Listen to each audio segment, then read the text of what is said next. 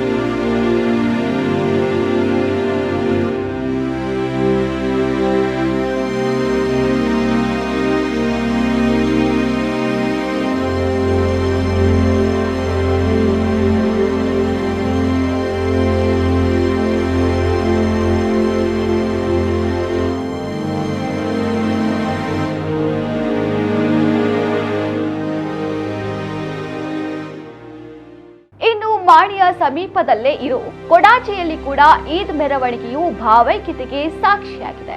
ಇಲ್ಲೂ ಕೂಡ ಈದ್ ಮೆರವಣಿಗೆಯಲ್ಲಿ ಹಿಂದೂ ಯುವಕರ ತಂಡ ಸಿಹಿ ಹಂಚುವ ಮೂಲಕ ಹಬ್ಬವನ್ನ ಸಂಭ್ರಮಿಸಿದ್ದಾರೆ. ಕೊಡಾಚೆಯಲ್ಲಿ ಐಕ್ಯ ಭಾವೈಕ್ಯ ವೇದಿಕೆಯಿಂದ ಈದ್ ಮಿಲಾದ್ ಹಬ್ಬವನ್ನ ಸಡಗರದಿಂದ ಆಚರಿಸಲಾಗಿದೆ. ಈದ್ ಮೆರವಣಿಗೆ ವೇಳೆ ಸಿಹಿ ಹಂಚಿ ಒಬ್ಬರಿಗೊಬ್ಬರು ಶುಭಾಶಯ ವಿನಿಮಯ ಮಾಡಿಕೊಳ್ಳುವ ಮೂಲಕ ಅರ್ಥಪೂರ್ಣವಾಗಿ ಹಬ್ಬವನ್ನ ಆಚರಿಸಿದ್ದಾರೆ.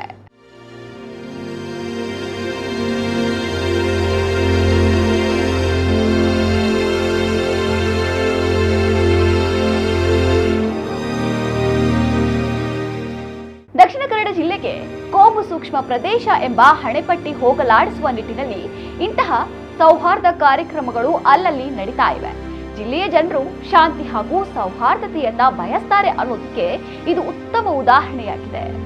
ಬಿಸಿ ರೋಡ್ನಲ್ಲಿ ಉದ್ವಿಗ್ನ ಪರಿಸ್ಥಿತಿ ಇದ್ರೆ, ಇದೇ ತಾಲೂಕಿನ ಮಾಣಿ ಹಾಗೂ ಕೊಡಾಚೆಯಲ್ಲಿ ಪ್ರೀತಿಯ ಮೂಲಕ ಶಾಂತಿ ಸೌಹಾರ್ದತೆಯನ್ನ ಎತ್ತಿ ಹಿಡಿಯಲಾಗಿದೆ.